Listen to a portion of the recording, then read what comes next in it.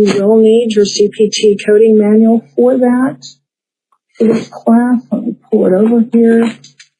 AMA, CPT, 2017 professional. I really like the professional because it has the spiral and it lays flat. That will come in handy, believe it or not. So we are on page 315 of your 321 Code It book. You can hear me okay? Yes? And, no? I thought so. I thought there was an issue there. Hang on.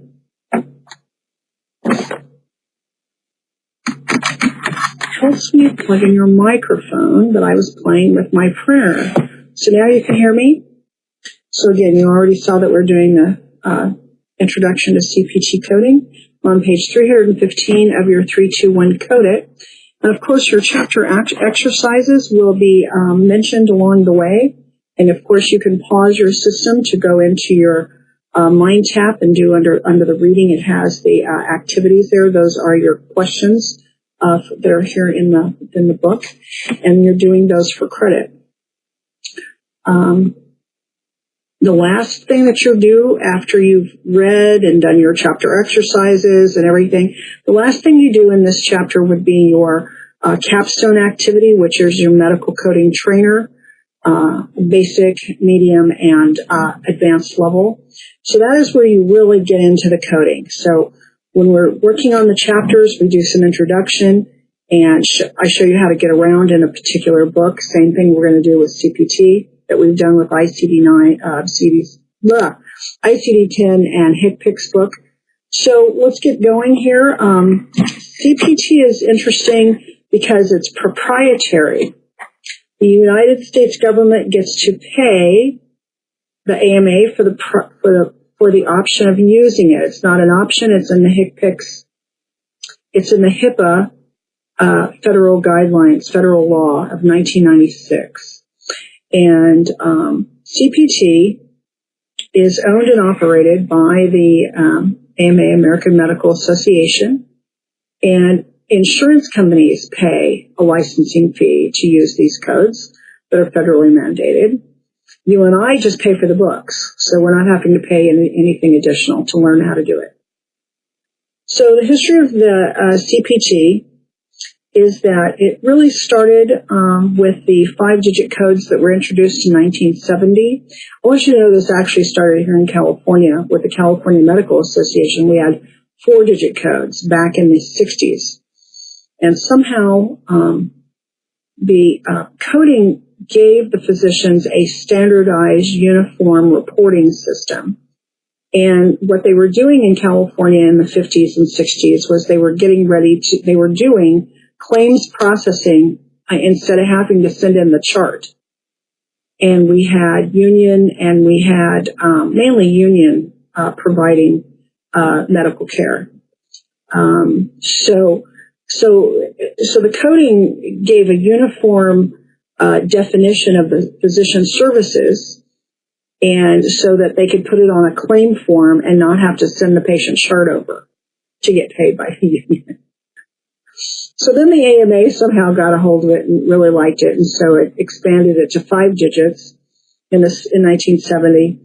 And in 83, CPT was adopted as part of the Healthcare Common Procedure Coding System. That's level 1.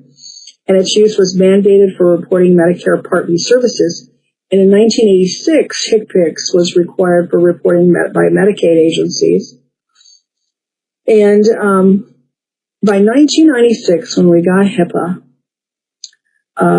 it named CPT and HCPCS level 2 as the procedure code sets for physician services, physical and occupational therapy services, radiology services, clinical lab, medical diagnostic, hearing and vision, and also included our ICD-10-CM as the diagnostic code set.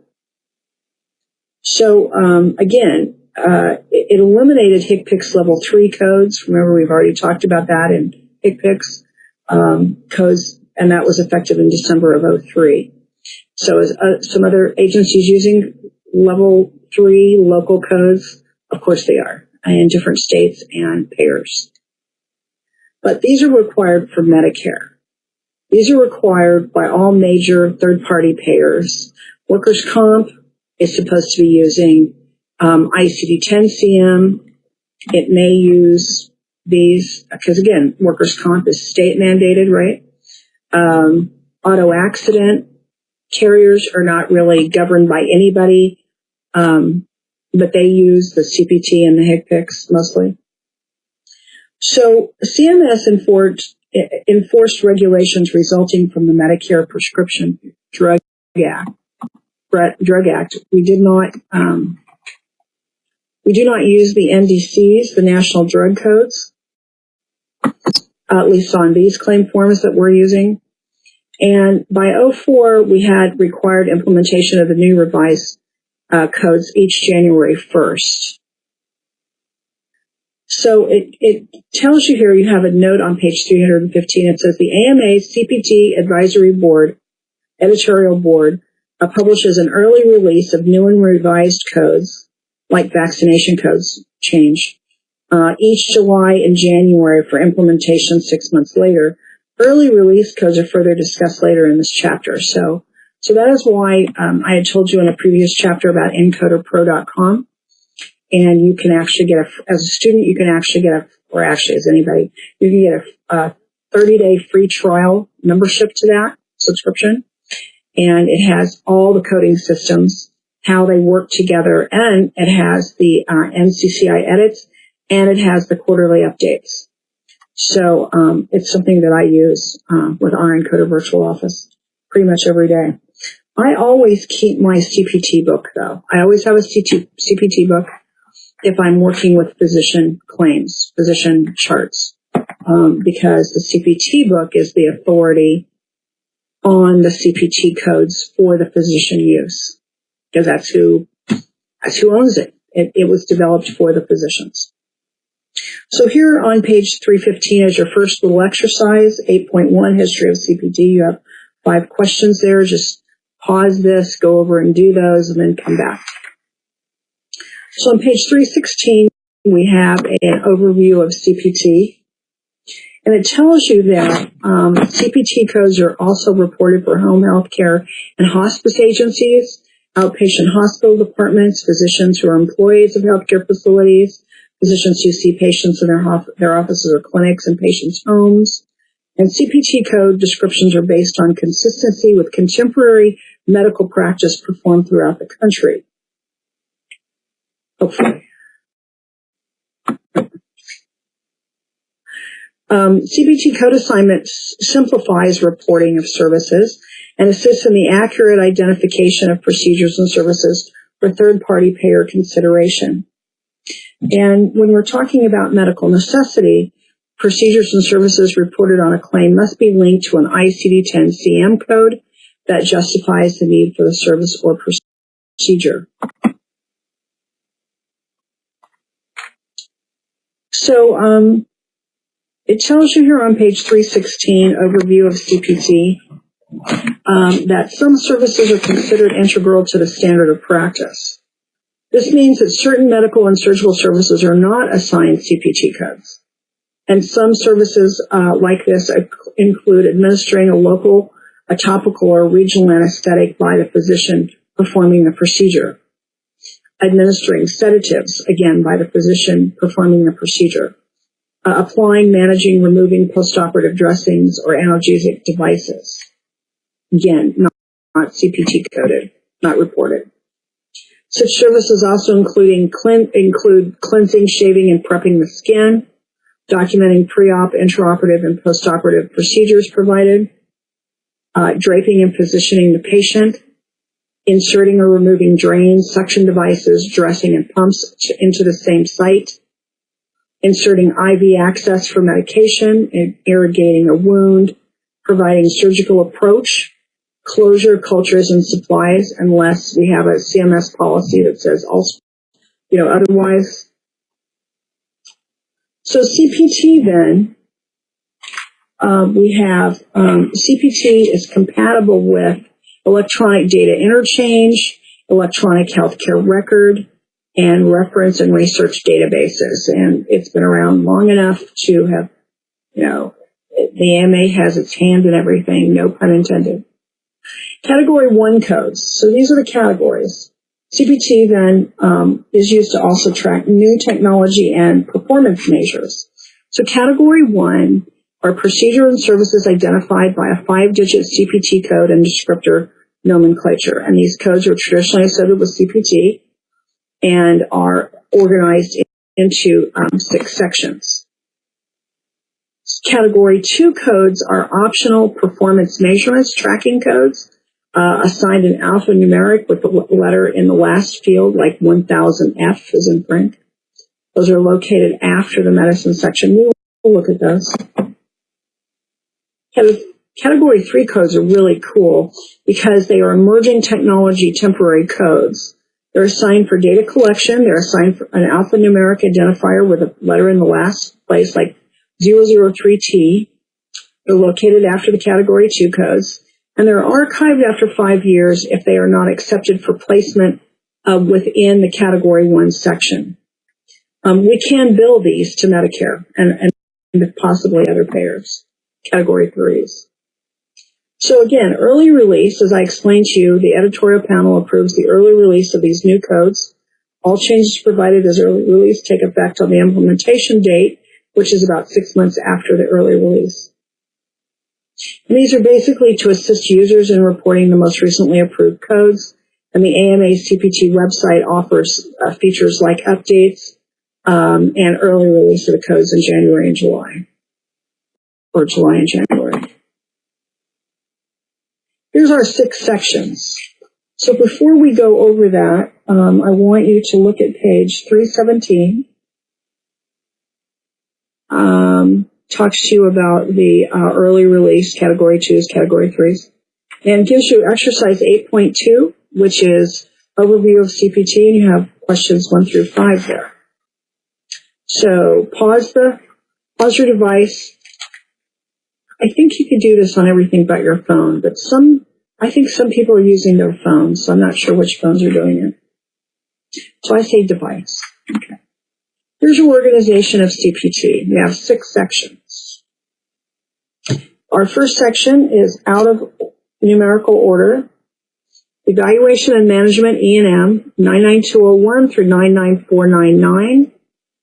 Then we have the anesthesia section. Somebody's under my feet. Anesthesia 00100 through 01999. We will have a chapter on each of these, by the way. 99100 and 99140. Then you have surgery, big section, huge. Most of the book is surgery. 10021 through 69990.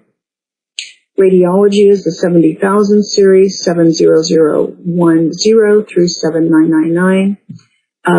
Pathology lab is the 80,000 series, 80047 through 89398. And then you have the medicine section, which is everything else. 90281 through 99199, and then 99500 through 99607. Okay. So, again, the format, we're on page 319. 5-digit code, narrative description identifies each procedure and service listed in Category 1. Most procedures and services contain standalone descriptions. This is a format issue, very important format issue. To save space, some descriptions are not printed in their entirety next to a code number. Instead, the entry is indented, and the coder must refer back to the common portion of the code description that is located before the semicolon. So before the semicolon is important because before the semicolon is the common part of the description, common part of the code. After the semicolon is the new part or the different part. So it gives you an example here, 27870, arthrodesis of the ankle open. And then example 2 gives you an example of the indented. So 27780, closed treatment of a proximal fibula or shaft fracture. And then look, see there's a semicolon, circle that. And then after the semicolon it says without manipulation. So then you look at 27781, See that? See the indentation there? So what's before is what comes down before the indentation there is the closed treatment of a proximal fibula or shaft fracture, and then after the semicolon is with manipulation. So the code description for 27781 is closed treatment of proximal fibula or shaft fracture with manipulation. See that at the bottom of your page? You've got to remember that. That is totally unique to CPT, and it's important that you understand that before you start assigning codes. So again, you have then exercise 8.3, organization of CPT. You have 5 instructions is complete each statement. You have 5 questions there.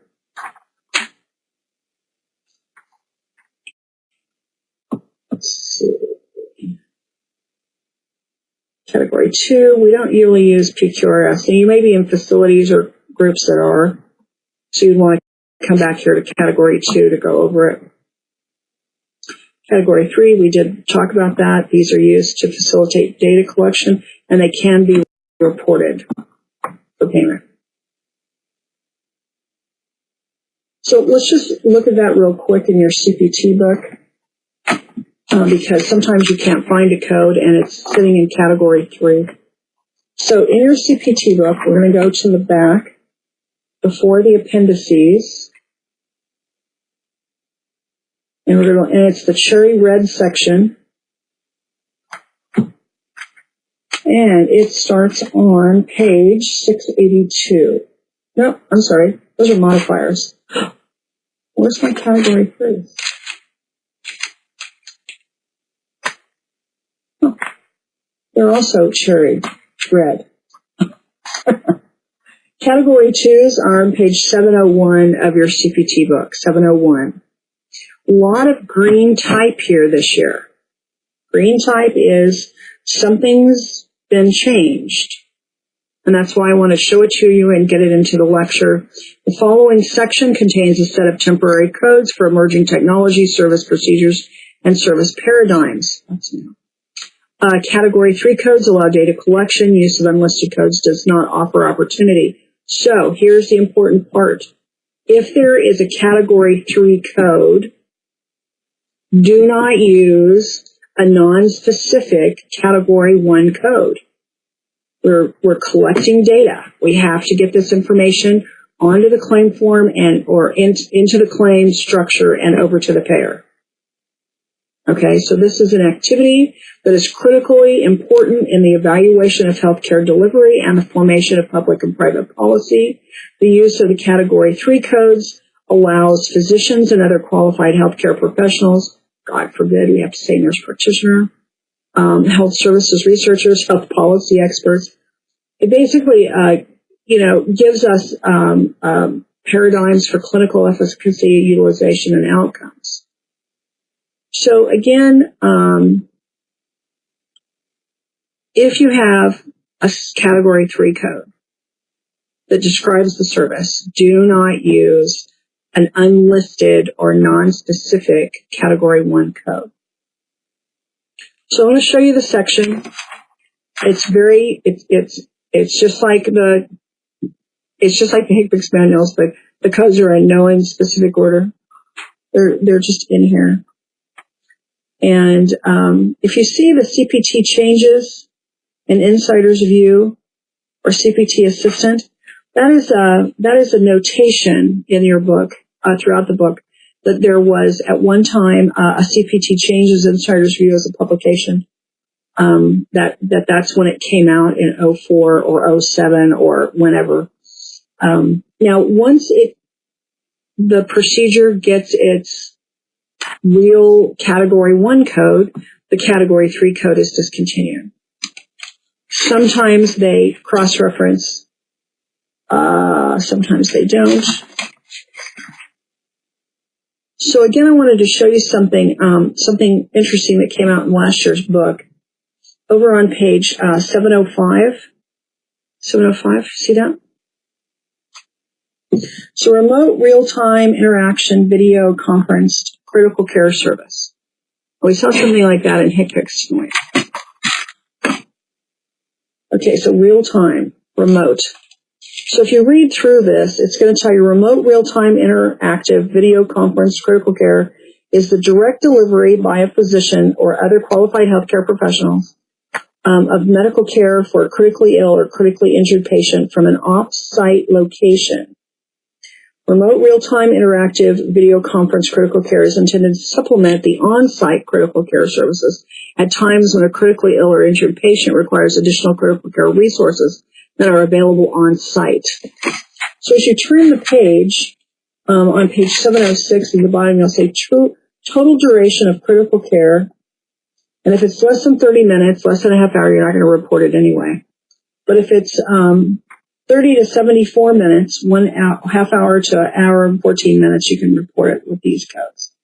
Got the little star there. See the little star? This tells you it's an add-on code.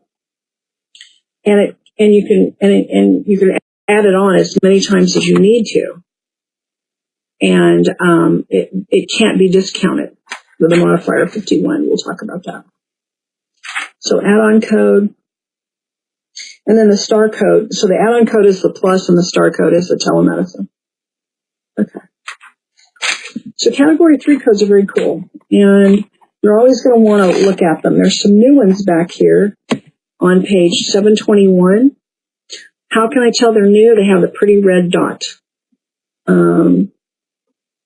So 0408T is an insertion or replacement of a permanent cardiac contractility modulation system, including contractility evaluation when performed and programmed of sensing and therapeutic parameters, pulse generator with transvenous electrodes.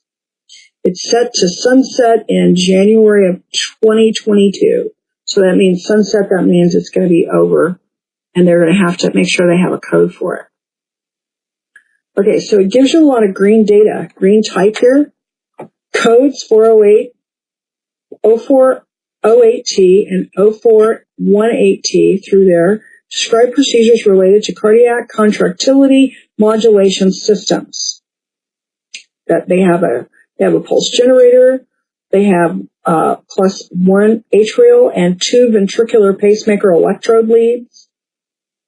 So in contrast to a pacemaker or a defibrillator, which modulates the heart's rhythm, the CCM system's impulses are designed to modulate the strength of the contractions of the heart muscle. And unlike pacemakers, these systems stimulate for specific time intervals in order to improve myocardial function. Cool, huh? Yeah. So you're not going to find these anywhere else except in category 3. They are brand new. A lot of brand new codes for sure. And gives you a lot of green type because they're so new they have to discuss them with you. Now, if you're in this area of medicine, you're already going to know this. So that's why I always tell you to code what you know. Okay. Actually, right behind that is some notes. You got some white pages there, some nice things that you can take notes on, and then your Appendix A modifiers.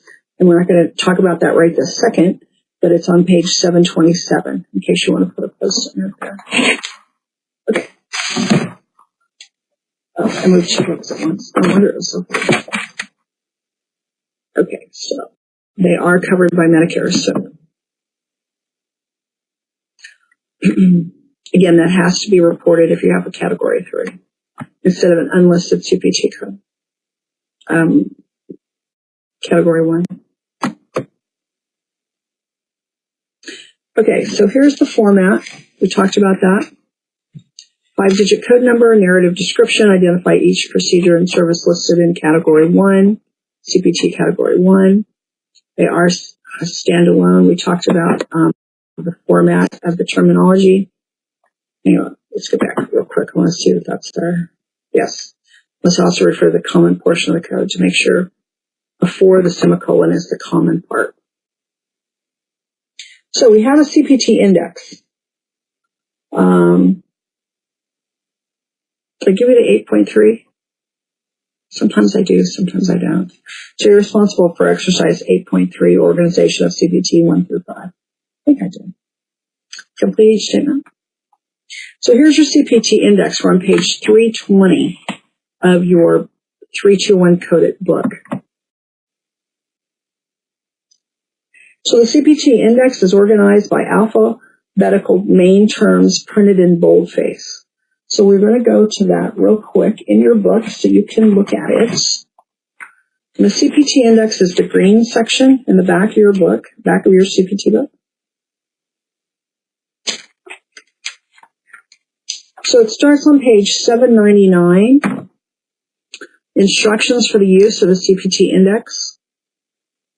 The main terms can be procedure or service, like an endoscopy or an anastomosis or a splint. Can be an organ, like the colon or the salivary gland here. Again, I'm on page 799 of your CPT manual. The main term can be a condition, like an abscess or a teratology of flow, or can be a synonym or an eponym, and an abbreviation like an EEG or a Brucker operation. So the anesthesia codes are indexed under the anesthesia main entry and are not double entered under the anatomical site. So you just look up the word anesthesia, or you just go to the anesthesia section because it's so small. We have modifying terms. We have code ranges. So you see like you can cross-reference, like nasal test, see color vision exam. So under your main term, you have the subterm that says avulsion. Nails is main term. Avulsion is the subterm, and it gives you some codes there. You still may not code from the index. You never get that option.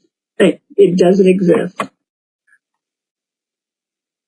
So basically, to locate the code in the index, you're going to use the patient record to locate the service or procedure performed, and you're going to locate the main term in the index.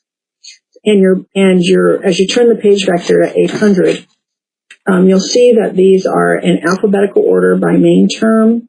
Starts with A vitamin, C vitamin, comma A. Then you have you have some others. Then you have abdomen, abdominal hysterectomy, abdominal pelvic amputation, and then ablation. So as you see here under abdomen, you're going to see abdominal aorta, and then you see angiography, and it gives you the code 75635.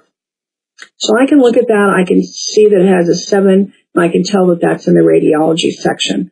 So that's where I'm going to go to look that up if I'm looking it up. So again, you get like any other index, you get as much information as you can to go to the tabular list, or in this case, the list of procedure codes. Okay. So italicized type can be a cross-reference. It says C, like we saw up here. It said A vitamin, C vitamin, comma A. So it's giving you directions on where to go to look this up. Now, single codes and code ranges. So the index codes numbers for specific procedures may be represented by a single code number, like the abdominal aorta angiography 75635. It can be a single code. It could be a range of codes, like if you go down to, I'm looking for a dash here. I'm seeing commas. Here we go. So abdomen and then CT scan. So abdomen and then look for CT scan. And then go over to, underneath that is cyst, destruction, excision, and then 49203 through 49205. So that's a range of codes. You can also have a series of codes separated by commas, which are a whole bunch of those above there, like abdomen, abdominal wall repair, and that's and then hernia. Then 49491-49496, comma 49501. So you see the commas. So a series of codes separated by commas, and then you can have the single codes, you can have the range of codes, and all codes should be investigated before assigning anything. You're going to have to go back to that section and look up that code again. So inferred words. Okay, so to save space, the CPT index, when we're referencing subverbs, there's inferred words like example, the word of, in parentheses, is inferred and doesn't actually appear in the index. So it would say abdomen exploration. It just doesn't have of. And it does in the ICD-10, but it doesn't over here. So exploration of blood vessel, exploration staging, that's something else. Then we have a list of appendices, which actually comes before the index. So hang on a second. I think I've got so that was page 321. Yes. So exercise 8.4, you have CPT index. You have 5 questions there. Just indicate whether each statement is true or false. It's pretty straightforward, quick to do. So here's the list of your appendices on page 322. A complete list of code additions, deletions, revisions is always found in Appendix B of CPT. Revisions marked with the horizontal triangles, like this, we've seen that before, are not included in Appendix B, and coders need to carefully review all CPT guidelines and notes in the new edition of CPT each year. So we do get this out. It's usually published by AMA in October of each year. That gives us a look at it. It gives the physician groups time to get their computer systems set back up, anything new in their section that they need to know. Their association, whether they're cardiologists or radiologists, whatever, their association has probably warned them about the new, maybe they worked on the new codes. I don't know. Maybe they worked on the deleteds and the things that have been revised.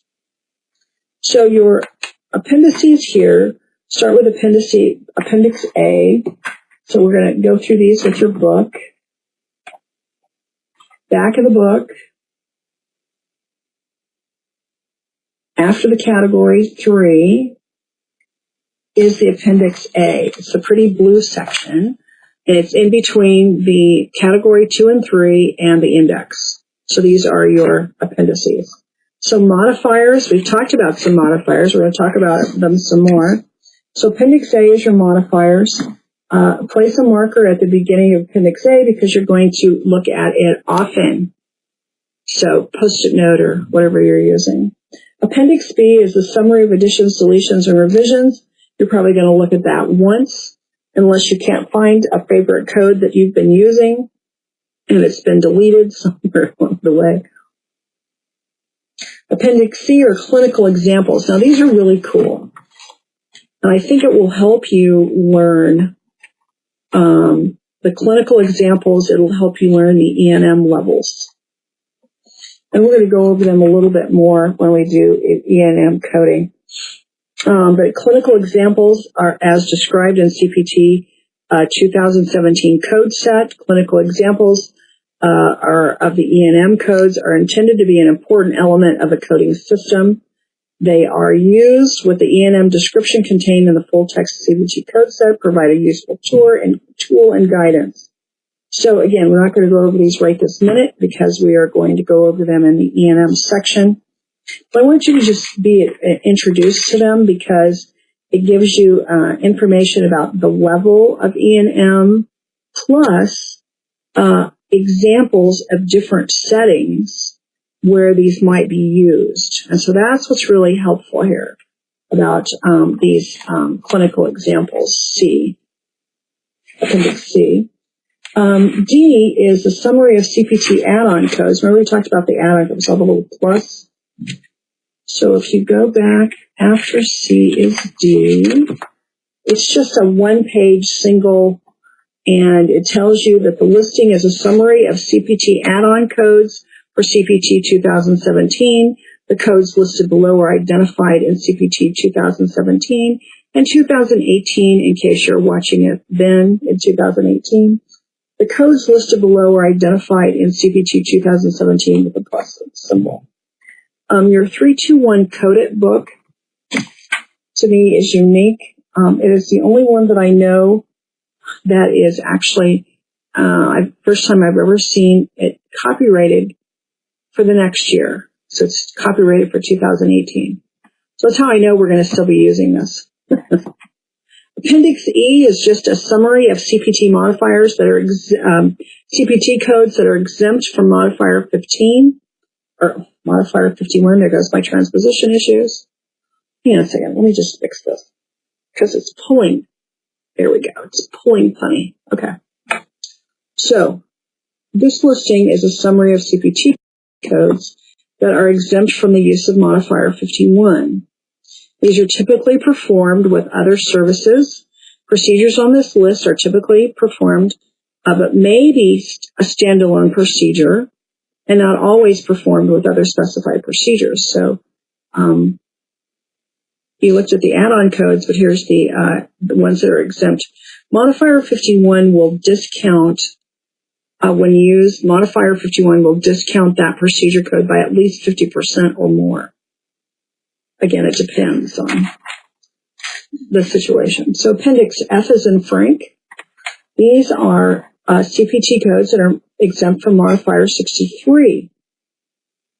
So modifier 63, if you check it real fast, you want a quick way to check your, have you guys put your little cool little tabs in? I just love these tabs. So modifier 63 says procedure performed on infants less than 4 kilograms. And it's only on the physician side. So these are actually exempt. These are codes that are exempt from modifier 63. Appendix G. It's all green. You see this on page 777? It's all green. Appendix G. Summary of CPT codes that include moderate conscious sedation. So the summary of CPT codes that include moderate conscious sedation, formerly Appendix G, has been removed. It's actually been removed. The codes that were previously included in the former Appendix G have been revised with the removal of the moderate sedation symbol. For information guidance on reporting moderate conscious sedation services with codes formerly listed in G, please refer to the guidelines for codes. Guideline for codes 99151, 99152, 99153, 99155, 56, and 57. So Appendix G is not there. So we will look at this in the medicine section when we go over that section in CPT. Appendix H, that's why you have to have a current book. You never know when something's just going to disappear on you. Appendix G is alphabetical clinical topics listing, aka alphabetic. So alphabetical clinical topics listing has been removed from the CPT code book. It was a document, it was a dynamic and rapidly expanding source of information. And so in addition, new codes in the publications cycle update to the listed category 2 codes will continue. So again, this had category 2, H is gone. Now, genetic testing code modifiers, Appendix I, has been removed from the CPT code set. I'll let you read that. It is a large section. Appendix J. Now, Appendix J is very interesting, very helpful. Electrodiagnostic medicine listing of sensory motor and mixed nerves. It's a summary. The summary assigns sensory motor and mixed nerves with its appropriate nerve conduction study in order to enhance accurate reporting of codes 95907 through 95913. Each nerve constitutes one unit of service. So if you're into electronic diagnostic medicine, this is your appendix. And then the other thing is on the back of that, on page 780, it literally gives you a table that provides a reasonable maximum number of studies performed per diagnostic category necessary for a physician to arrive at a diagnosis in 90% of the patients. So there's been some issues with that, apparently, and they're now using this table. And they've been using it for a while. It's been there for a while.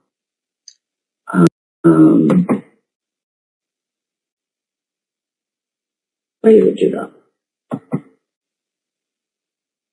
K is pending Food and Drug Administration, FDA approval. We have 1, 2, 3, 4, 5 codes. These are vaccine products. Have been assigned a CPT Category 1 code in anticipation of future FDA approval. This is just the list we have for this year.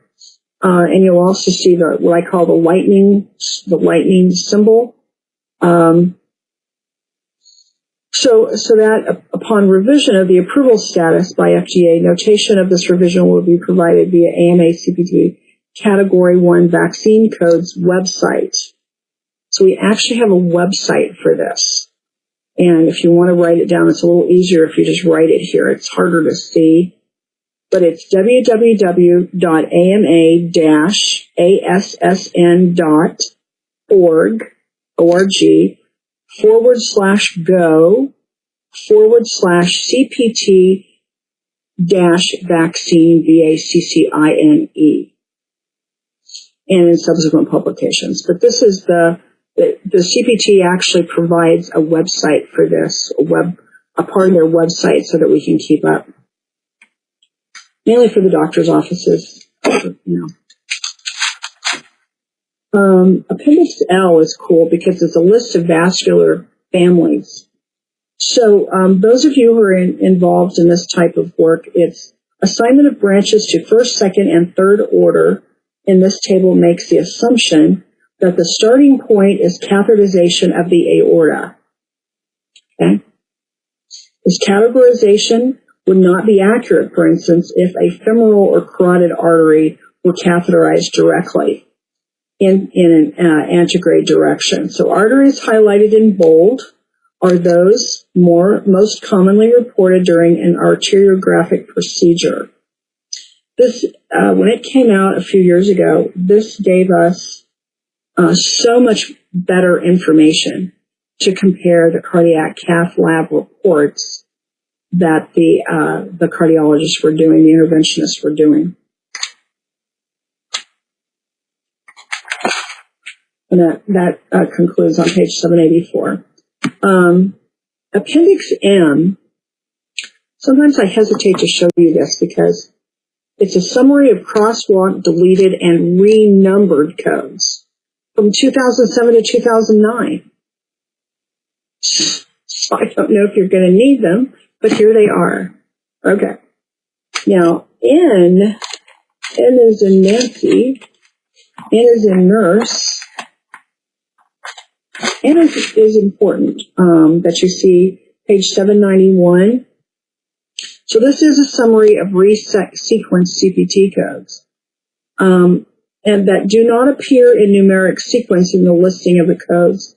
Rather than deleting and renumbering, resequencing allows existing codes to be relocated into a more appropriate location, regardless of the numeric sequence. So AMA grappled with this for a number of years of how to actually do it. But it'll tell you in the book, in the section that you're reading, it'll say code is out of numerical sequence C. And then it's used as a navigational alert to direct you to another location. Some nurses I've watched during a test or something, they have actually taken this list and highlighted it in their book so they remember what it was about. I think N, that, and then O. O is multi-analyte assays with logarithmic analysis. And these are Administrative codes for procedures that by their nature are typically unique to a single clinical lab or manufacturer. Okay. Yeah, somebody's sitting there playing with my microphone. Okay, you're going to be good. Okay, that's going to be.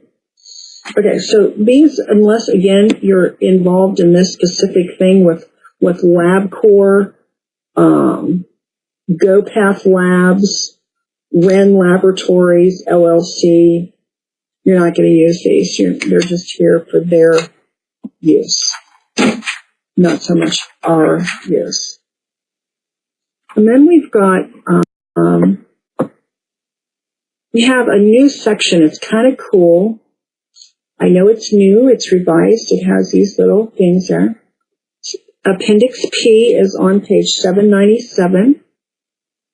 CPT codes that may be used for synchronous telemedicine services. So it tells you that this listing is a summary of CPT codes that may be used for reporting synchronous, real-time telemedicine services when appended by modifier 95.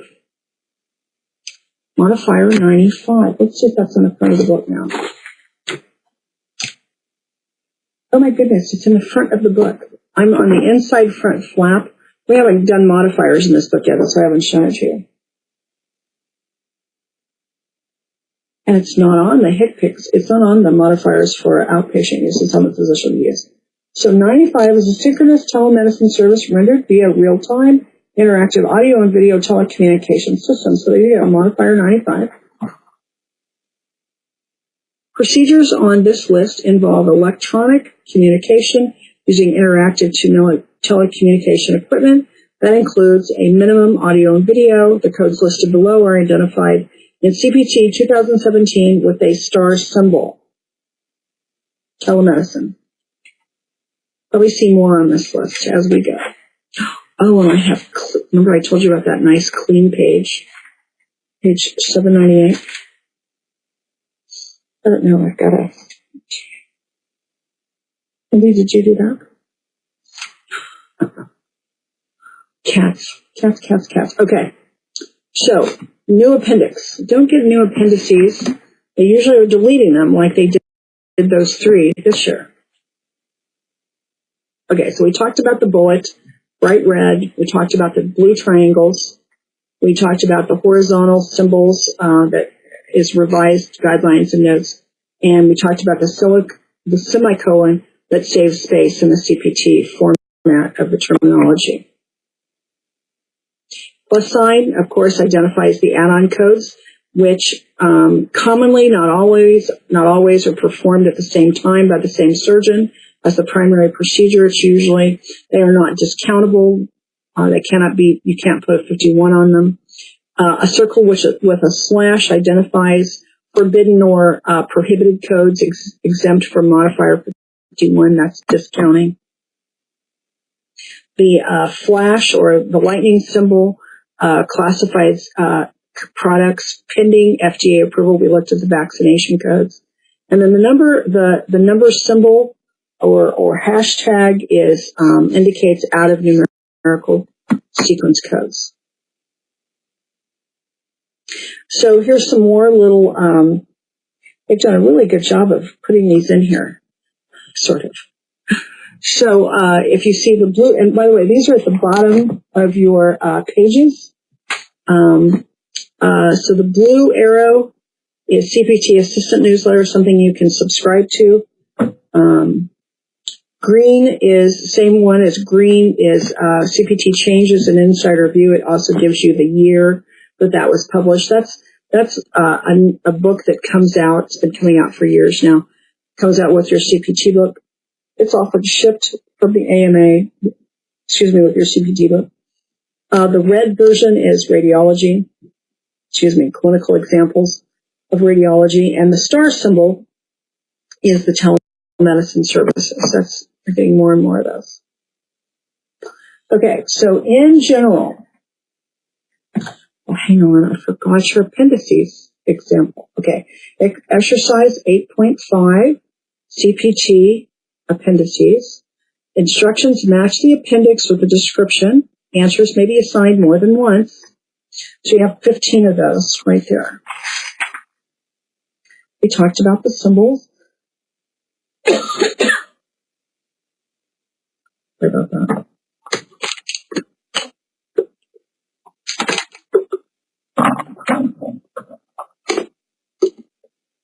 It's hard to keep up. So we talked about your symbols here on page 324.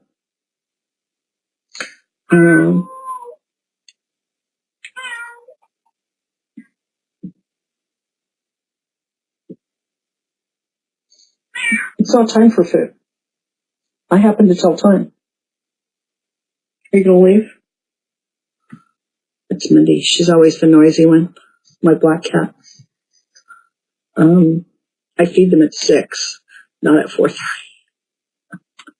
So we talked about the plus symbol. We talked about the hashtag. Okay. The number symbol, the note.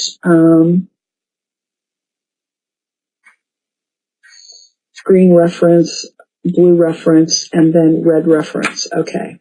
So now we're up to exercise 8.6 in your CPT symbols. It's just match the symbol with its description. You have 10 of those there. Okay.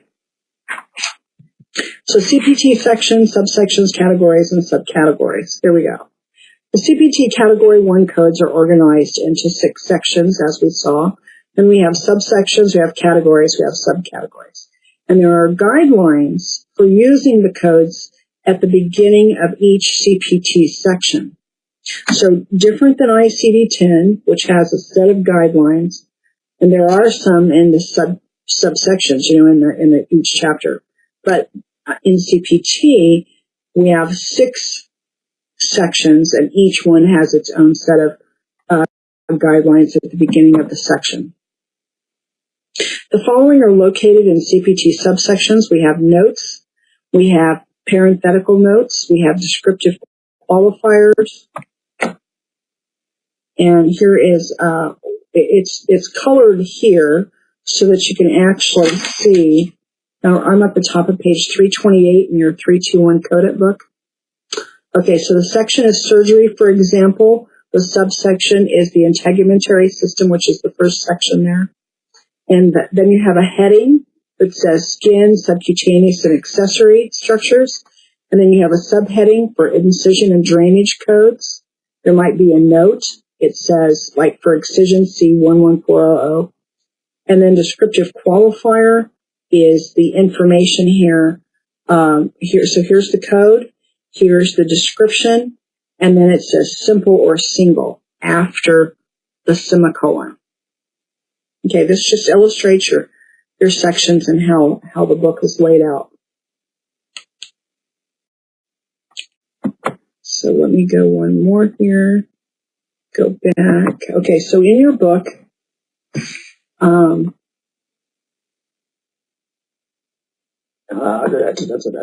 there's an example. I want to show you this little piece, this little snippet of so what I'm showing you, when I show you some of these snippets, it's actually, this is printed in black and white, so you can hopefully see it better. And it's the CMS 1500 form. And in your book, it's printed in its typical red. They changed the claim form somewhere along the way. They wanted to make sure we knew the difference. But it's still, you can literally get one of these. Very simple. You can print one off of the CMS.gov website. Again, sometimes we have to send a claim by paper, and we have to attach an operative report or some type of description on it in hopes of getting it paid. But everything has to go electronic these days.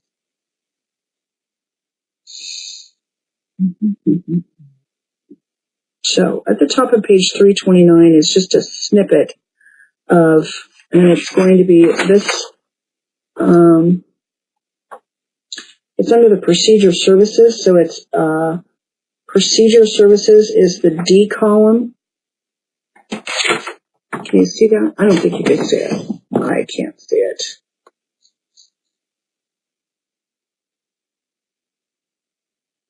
We used to have these in your program, and we don't anymore. It's not in this book. So they have to have, if you really want one of these, grab it, off of cms.gov, CMS 1500 form. You can literally print it out. You can print it out in red if you wanted to, I think. So this is a case, it's just showing you on page 329, one of the many cases where official CPT code and guidelines differ from payer reimbursement rules. To obtain appropriate reimbursement, make sure you determine the payer reimbursement rules for submitting codes. So that was the discussion. We were talking about modifier 50 in HCPCS. And I told you that I don't like modifier 50 because it will discount the physician service. The second service performed that day bilaterally. The second service is discounted by 50%. And I don't like that.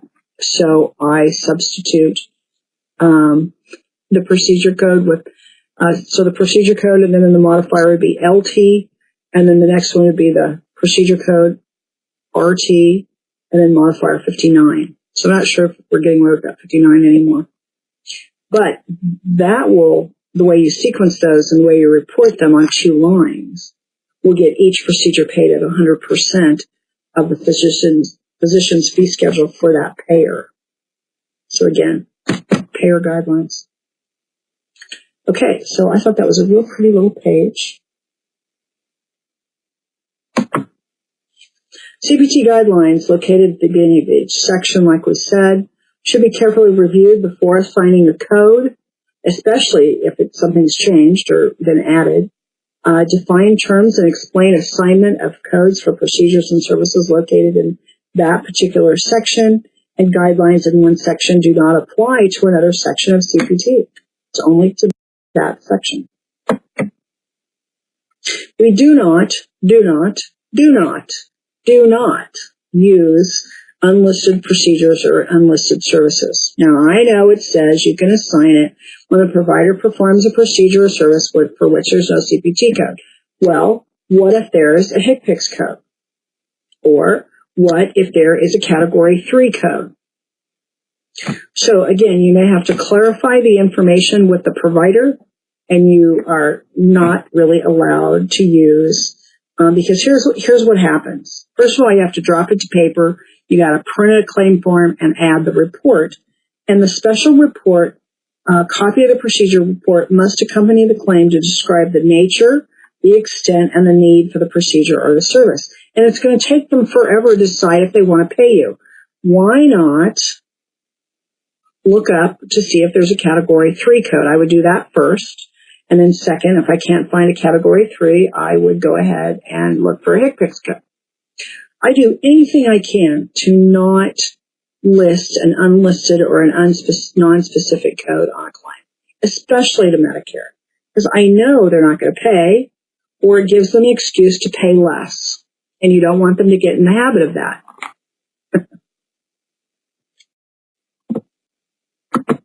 Try not to use these. So notes gives us coding instructions. Could be a blocked unindented note. It could be an indented parenthetical note. It could be a parenthetical note. Sure, it gives you some notes here. Just gives you an idea of a portion of CPT surgery guidelines. And this is kind of what it would look like. Let me show you in your book really what they're talking about. Our guidelines, by the way, in each section are very colorful, if you can get to your book, Joyce. So let's say we're looking up surgery. We're going to start on page 66. In here. Surgery guidelines. And so the guidelines are always in green. They're not just in green text, they're in green pages.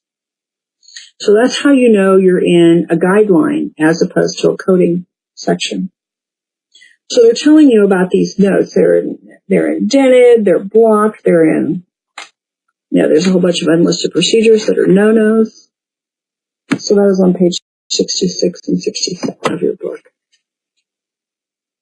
So descriptive qualifiers, these are terms that clarify the assignment of the CPT code. These are your definitions. They can occur in the middle of a main clause, so after the semicolon. They may or may not be enclosed in parentheses. Read all code descriptives carefully to properly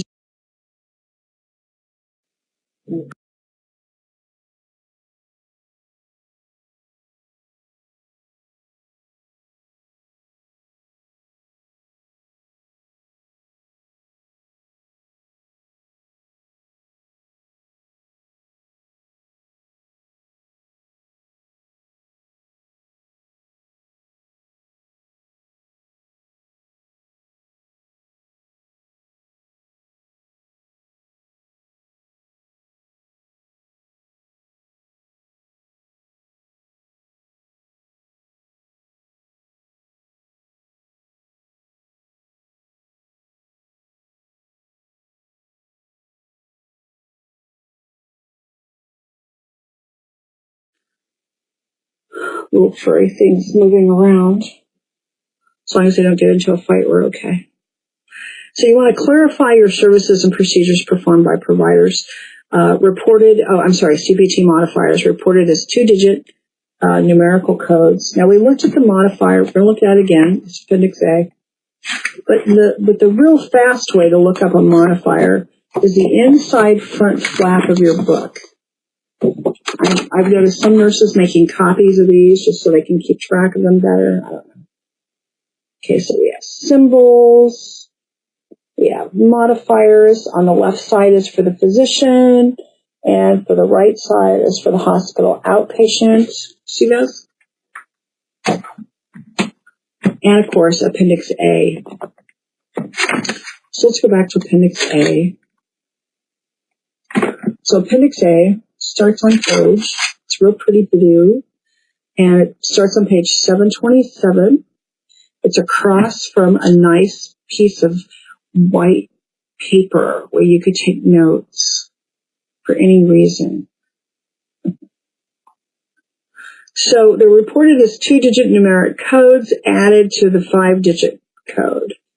HCPCS Level 2 National 2-character alphanumeric modifiers can also be added, as we've discussed previously in HCPCS, to the 5-digit CPT codes.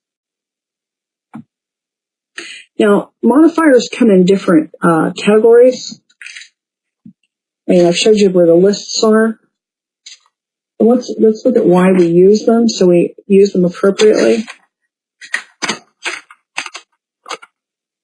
My pages are stuck together, are they? Okay, 330. I'm on page 330. So that's still descriptive qualifiers. There are terms that clarify the assignment. See that? And so I missed it. In exercise 8.7. 8.7, CPT subsections, sections, categories, subcategories. Indicate whether, 1 through 5 here, indicate whether one's true or false. Okay. So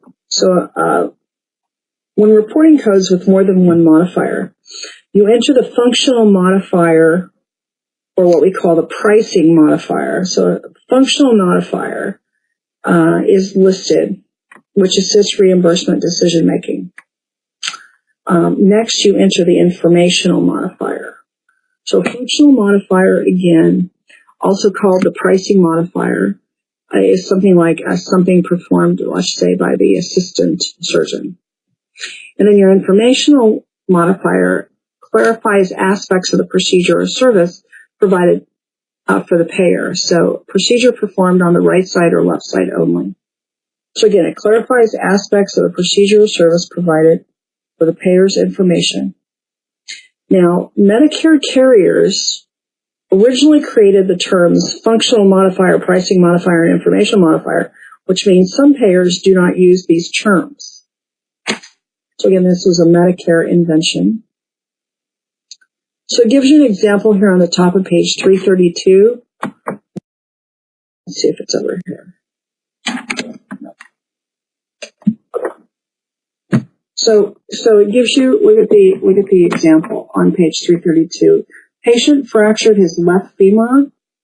An assistant surgeon participated in the open treatment and internal fixation of the femoral fracture, proximal end of the neck, and then report code 27236 modifier 80, modifier LT, persistent surgeon.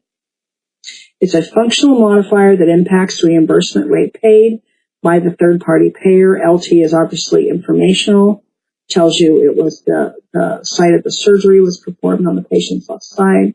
LTRT should not really impact the reimbursement amount. So when multiple modifiers, when you have a multiple modifier, when more than one is added and an informational modifier is listed first, third-party payers will manually review the claim. So there's the issue. So you wouldn't want to go 27236-LT, then 80. You always want to put the pricing modifier first. Manual review obviously slows down everything. Any excuse.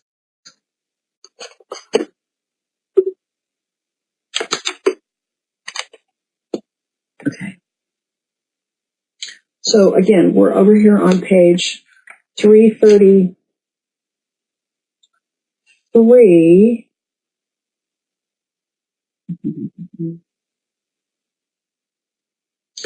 So it gives you a couple of little examples here. Again, it's pulling off this block 24D on the claim form.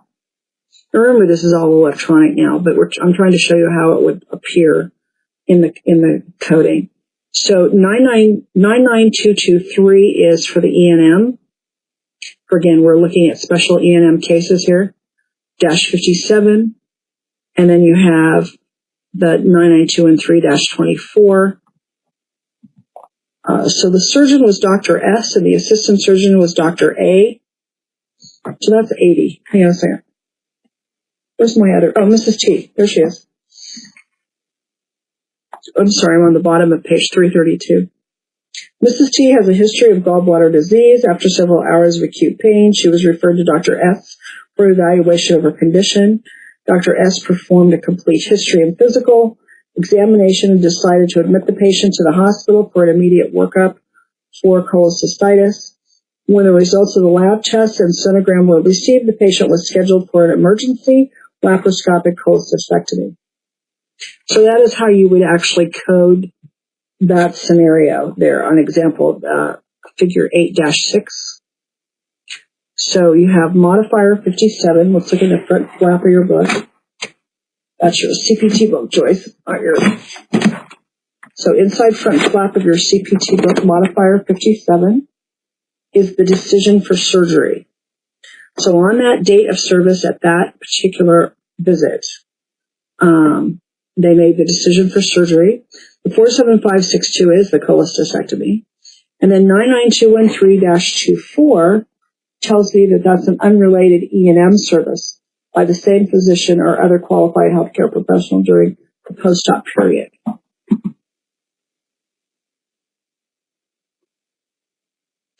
So do you see then you have the 47562-80. So if you had an assistant surgeon on her case, Dr. A was the assistant surgeon. The surgery was successful. The patient was discharged the next day, told to return to the office for 7 days. 4 days later, Mrs. T returned to Dr. S's office complaining of chest pains. Dr. S performed another examination, ordered the necessary tests, after reviewing test results, confirming the patient's primary care doc. It was determined the patient was suffering from mild angina. So again, it just shows you how to report the services. So on page 333 is a table 8.1, CPT modifiers in a quick review format, which is really easy to use. So it gives you the modifiers, and this should continue. Yes, it does. It continues for 2 more pages. 3 more pages. No, wait, that's 8.2. Sorry. So 8.1 is page 333 and 334. So it gives you a modifier list. This has also been copied and used outside the books in several occasions I've seen. So it gives you the modifier in the left column, the title of the modifier, and then over in the 6 sections here where it's going to be used by the physicians, and then the last column is the approved for hospital outpatient use. See that? That is really good to keep in the front flap of your book if you want to. Cover up the, tape it or glue it after you make a copy. Cover up the advertising. They should need it. Okay, so 24 is an unrelated E&M service by the same physician. We talked about that just now. 25 is where are you going there? 25 is a significant, separately identifiable E&M service by the same doctor on the same day. 57, we looked at that as decision for surgery. 22 is an increased procedural service. Now, if you use 22 on anything, it means that for some reason, patient's condition, patient became unstable, there's a variety of reasons, there was an increased procedural or service. You will have to drop that to paper, include the report, and send it by mail. I would send it by certified mail if I were you, just so you could track the silly thing. Someday, someone will look at it and decide to pay it. 52 is a reduced service. Yes. You guys see the cat? She's right there. So, hey, Mac. I don't know what she's doing up here. She's probably hungry. It's not 5 o'clock or 6 o'clock yet. What are you doing in here? Huh? They usually don't bug me while I'm online. Today's not that day. 52 is a reduced service. So for some reason, you couldn't get the normal x-rays, number of x-ray views or images. So you would use a 52 on that. 53 is discontinued. Means we stopped the procedure. We talked about 73 and 74 before when we were talking about outpatient ICD-10 stuff. So again, 73 we discontinued for whatever reason prior to the administration of anesthesia. 74 is after. We discontinued the procedure after anesthesia administration. Now, the modifiers for global surgery are 54, 55, and 56. They're only for the physicians. 54 means that surgeon performed the surgical care only. Someone else provided the pre-op or the post-op management. Happens a lot with cardiologists and cardiac surgeons, where the surgeon only comes in to do the surgery, and then the cardiologist does the pre-op, post-op. So again, Medicare certainly needs to know who did what. So now on we're on page 336, and this is the global surgical package. Now this is really cool. Oh, I'm really getting double timed here. My goodness, ladies. And they've been fed today. I just want you to know that there's no reason for them to be in here doing this. Am I going to have to shut the door? I am. Hang on a second. I'm sorry. This usually never happens. You guys. Come on. Let's go. Come on. Let's go. Okay.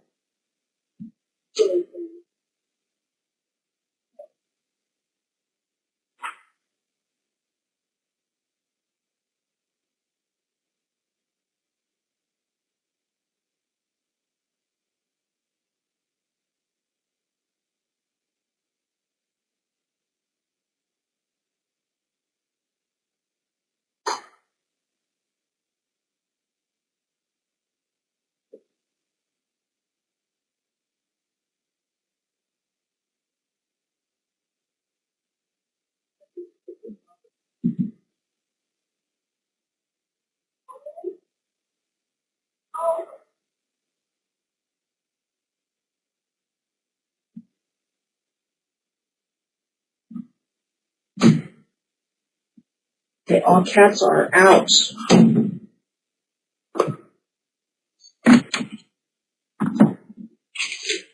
never happens. It's not even 5 o'clock.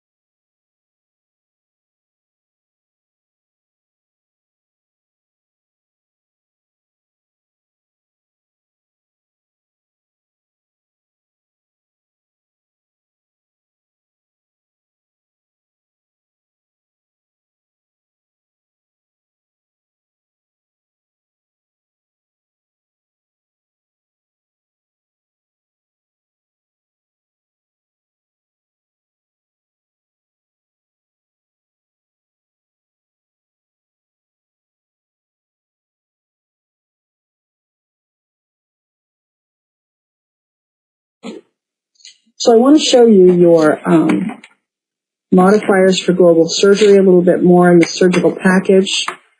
The surgical package is defined in the CPT book. It's green. That's anesthesia. It's blue. So surgery guidelines in your CPT book starts on page 66, and it gives you a definition on page 66 of the CPT surgical package. We're going to go through this a little bit more when we get to this section. But what's included, and it tells you here, and what's cool about this table is that it tells you which CPT modifier you're going to use. So for CPT modifier 54, which is for the surgical care only. So that would be the local infiltration, topical anesthesia, surgical procedure performed. And that's it. So that is the surgical CPT modifier 54. Normal uncomplicated follow-up care will be 55, postoperative management only. Preoperative E&M, the evaluation management is the 56, preoperative E&M. So that's what's really cool about this particular table. It gives you an idea of what goes with what. Does it continue? It does not. In your book, it continues onto page 537. So it literally breaks down each of these modifiers very carefully so that everybody is aware of what goes with what. Okay. Table 8.2 then continues on page 338. Talks to you about bilateral and multiple procedures. I'm just wondering, I'm not sure I can get away with my modifier 50 LT, RT, LT. Yeah, it says you can. Not get away with. Use appropriately. Repeat services, multiple surgeons, like 62, 2 surgeons. 66, modifier 66 is surgical team. I'm on page 339 of your book because these pages are not on your slides. 80, we said, was assistant surgeon. 81 is minimum assist. That could actually be an RNFA, RN first assist for that. Assistant surgeon 82, when a qualified resident is not available. This is probably only used at teaching hospitals. Preventative services, table 88-2. 33 is a preventive service. It alerts third-party payer that the procedure or service was preventative under applicable laws and that patient cost sharing does not apply, as long as it's an in-network provider. And then there's the professional component. And I was looking for PC. It's 26. TC is technical component. Mandated service. Unusual anesthesia, 23 or 47. Unusual anesthesia is interesting. We'll talk about that specifically with our anesthesia section. And then you have modifiers here for lab services. We'll talk about that in conjunction with our lab discussion. Multiple modifiers. Modifier 99. Report to alert third-party payers that more than 4 modifiers are added to a procedure or code. CMS 1500 claim allows up to 4 modifiers to be listed. I don't like modifier 99. Anytime I accidentally used it, the claim got rejected because they really want to know what the modifiers are. So putting a 99 on there is not going to be helpful. It just shows you the little block 24D on your CMS claim form. You get a tiny piece of the claim form there. So I'd rather list the modifiers. I can list up to 4 of them. So that usually gets it. Telemedicine, remember we looked at that, the new 95 modifier. So then that takes you to exercise 8.8, your CPT modifiers.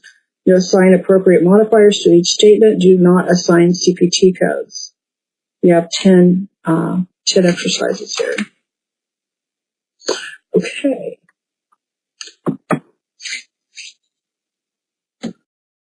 We talked about those. We talked about that.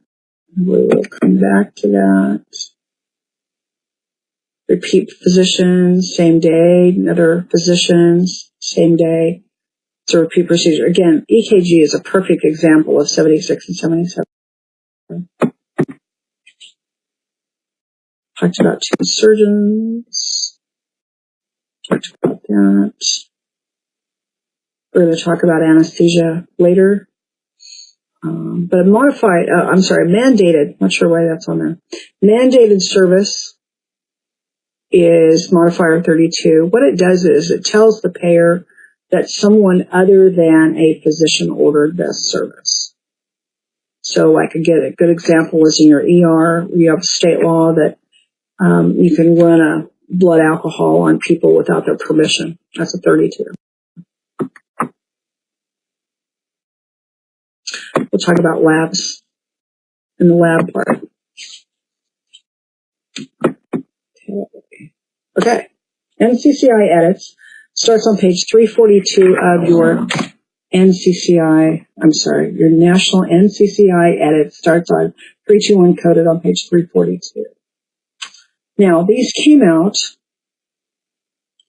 in book form and quickly outgrew the book. And it promotes national correct coding methodologies, controls improper code assignment implemented by CMS, used to process Medicare Part B claims for physician services and hospital outpatients. So what started out against the physicians also applies against the hospital outpatient. Okay. So the NCCI was initially developed for use by Medicare administrative contractors to process Medicare Part B claims for physician office services. NCCI edits were added to the outpatient code editor in August 2000. So now they're used by everything all outpatient. So, locate the MedLearn articles that contain OCE updates by going to cms.gov and clicking the Outreach and Education link if you're interested in more information on that. So Table 8-3, let's see if it's here on the screen.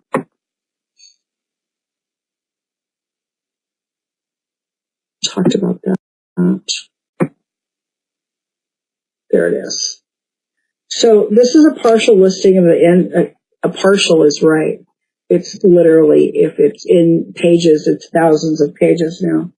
So these are partial listing of NCCI edits. So an NCCI edit 1 can be an invalid diagnosis code returned to provider. So when I tell you that the database can compare things, that's what I'm talking about. So there's a diagnosis and a sex conflict in NCCI Edit 3. So the guy just had a baby. Probably not. Or, something like that. Return to provider. An NCCI Edit 4, Medicare as secondary payer alert. So Medicare has a huge database that clues them in. It says suspend. That means it's hanging up somewhere. So if you have coded a patient's auto accident and sent it to, because you can do that with your ICD-10 codes, right? That we looked at those in the external cause codes. And let's say that was a Medicare beneficiary and you sent that claim inadvertently to Medicare.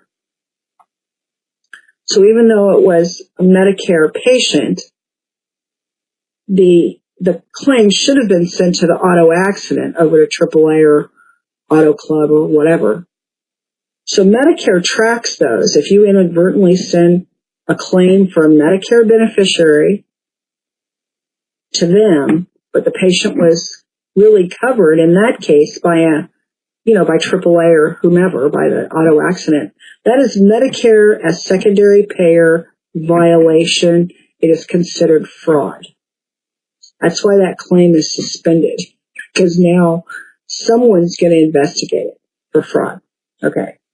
So Medicare figured out several years ago that the auto accident carriers were telling their members to send all the claims to Medicare. Then they'll send it to us and we'll pay our part and blah, blah, blah. Total fraud. Nobody had control over them. Still don't. So now it's fraud if the provider sends the claim to the wrong payer, sends it to Medicare instead of the auto accident. This applies to workers' comp as well.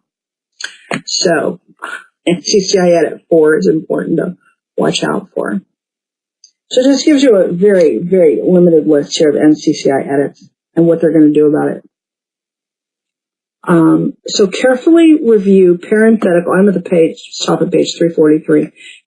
You should very, very carefully review parenthetical notes below the code descriptions. And again, these were the edits. Let me go a little further here. We'll talk about that in a minute. I think we've talked about it, though, in another chapter. These are procedures that are separately reported in addition to the major procedure performed. You do have some very specific information here on page 343 for your NCCI edits. And I do want to show you a website and I want you to highlight it here so you can find it. So CMS has posted on its website. So this is http://www.cms.gov /M for Medicare.html, and then click the NCCI National Correct Coding Initiative Edits link. And the automated edits are used to identify questionable claims and adjust payments to reflect what would have been paid if the claim had been billed correctly. So if you know this in advance, you can prevent a non-payment or a rejection. So this is by posting the NCCI edits is the most recent in a series of steps CMS has taken to use the internet creatively to reduce regulatory burden on the physicians and make it easier for them to work with Medicare. And just gives you column 1, column 2 edits, mutually exclusive edits. Notice of exclusion from Medicare benefits. It's a form completed and signed by the Medicare beneficiary before item. So notice of exclusion. That is an ABN.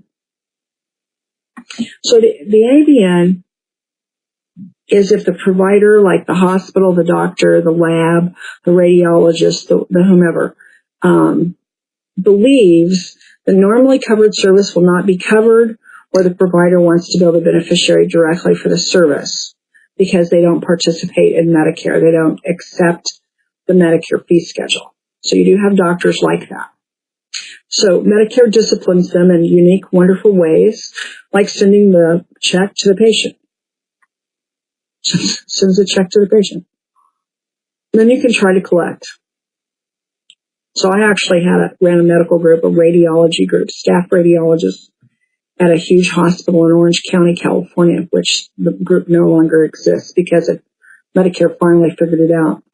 But they were hospital based and did not accept Medicare. They were not participating in Medicare because they were in hoity-toity Orange County, California, on the beach, you might say. And they figured that their patients had the money and had the insurance, so they could just be paid in full for their service. Okay. They had every radiology type of subspecialty in one group, which is also odd. Normally that's a nuclear medicine director, that's his group. Ultrasound, you have a female mammography provider. I mean, it's usually separate physicians. This was one big group of 36 docs with the old guys who are retired running the whole thing, making the money. And then they split it somehow with the younger guys. I don't know. But when the physician does not accept assignment or does not participate in Medicare, Medicare will send the check to the patient. And she's 86 years old. She might be living at home with somebody. She might be living alone by herself. You sit there and try to get her check from her. So the ABNs were coming out in those days. This was the end of the 90s, early 2000s. And it was going to be my job to get these patients to sign these and then give us the check or give us whatever was going on. And I just was not having any part of it. I said, I'm not going to do this to these patients. So you guys, if you want to get paid, you're going to give me, the doctors are going to give me a list of situations where I can accept assignment on your behalf and I can collect for you by having the check sent to the physician. It was a mess. I would be very careful with these ABNs. I really don't trust them. Mainly because I don't trust who's giving them out. You see what I'm saying? I don't think they're being used correctly. And I think they're being used to, not exactly, but sort of scam the patient, the beneficiary. I'm not going to have anybody that I hang out with sign these things. I want to look at them. I might want to make a phone call or two. I might really want to understand what's going on here. I might want to call another physician that accepts assignment. It just depends. I would be very careful with them at this time. I don't think they're being used correctly. Personal bias, I'll totally accept personal bias on that. You do have exercise 8.9, which is National Correct Coding Initiative. You got 5 questions here. It says complete each statement. Let's see where this goes, because I need to talk about unbundling. So this is also notice of exclusion, so we talked about that. That's at the bottom of page 343. Again, I would not let anybody sign this. They would have to give me codes, they would have to give me all kinds of stuff before I'm going to let someone sign this. Okay, so we've talked about that. So an NEMB is completed when an ABN is not appropriate. Okay, it's the same thing. Medicare beneficiaries, get up and go to another physician, okay? Move out of there. I've probably seen too much. Is that it? Okay, unbundling of CPT codes. So providers are responsible for reporting the CPT and HCPCS Level 2 codes most comprehensively describes the services provided. Again, the NCCI edits are designed to detect unbundling. That's what they're for. And the MACs use them, the Medicare Administrative Contractors, which is usually Part B coverage, it basically tells you that providers' coding staff unintentionally reports multiple codes based on a misinterpreted coding guidance, or the reporting of multiple codes is intentional and it's done to maximize reimbursement. So there's the problem. That the claims, the information coming through on the claims, you really can't determine intent. So you have to have an edit that will say, take the coding process, go, stop it, and possibly send it over to some RN coders who are going to start asking for documentation, and then who are going to sit there and decide, what was reported as appropriate when we come to CPT code combinations. So that is why it comes in really handy for you to be certified RN coders working for the providers, because that's where the mistakes are made. Because I can assure you they've been employing the RN coders for about 30 years for the Part B payers to figure this out. So that's what they've been doing, using the RN. So we want to detect unbundling before. So that's why it's important to have a piece of software like encoderpro.com. It's not even software, it's online. I'm not getting a penny off of this. I've just used it for years and years and years. But the NCCI edits are in there, so I want to know if I've managed to choose some codes that are going to conflict with an NCCI edit of some kind. And if it does, I'm going to go back, I'm going to pull that chart again, I'm going to talk to that physician and say, wait a minute, we got a conflict on an NCCI edit, we don't want to go there, let's figure this out. You do not want to go there. So this is just what I was saying, is reporting of multiple codes. They can't tell if it's unintentional or intentional, so they're going to drop it to paper and hand it to an RN coder. She's going to ask for documentation.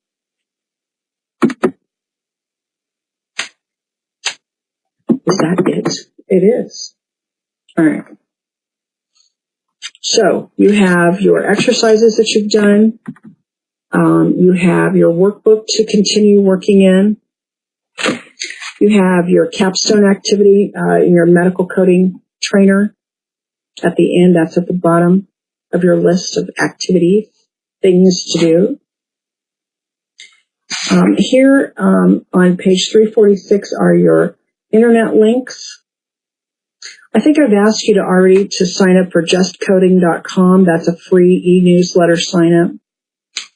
And you also have Medline Plus, which is www.medlineplus.com. medlineplus.gov. And for the NCCI edits, I already gave you this, but it's www.cms.gov. Click on the Medicare link, scroll down to the coding heading, and click on the National Correct Coding Initiative edits link. And then writecode.com. I really like writecode.com. R-I-T-E. I'm so glad he got it in here. Writecode, R-I-T-E code.com is Jeffrey Restuccio's website. I've worked with Jeffrey for years. Some of the practice tests you take are his. Don't buy them. I send him lots of people, so I want you to know that I buy the tests and then I put them in appropriately when we're updating tests or when we're just giving you practice tests. So hover over the free stuff link and then click on the free coding quizzes link. It's a lot of fun. You can actually take the tests online and it'll grade it for you and tell you yes or no, you did okay. Jeffrey Restuccio, writecode.com. Lots of cool stuff. If you're taking a CPC test for whatever reason, or you're going to take an AHEMA CCS test, his is mainly CPC, but it's really good if you're getting ready for the AACCA exam as well. He has an RN coder. You kind of have to dig for it, but he's got an RN coder link on his navigation, and he's pulled together his courses and his stuff that he thinks the RNs would enjoy doing.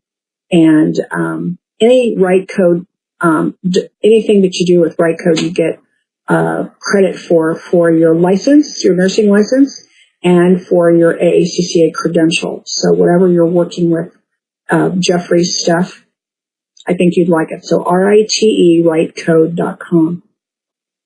And I push it. Because I just like being able to send you somewhere else where I know you're going to have, some more work to do. Here's your multiple choice exam over the index, the symbols, the modifiers. Okay? More homework. And that is the end of Chapter 8. I will see you soon in Chapter 9, which is CPT evaluation and management. Okay. See you soon. Thank you.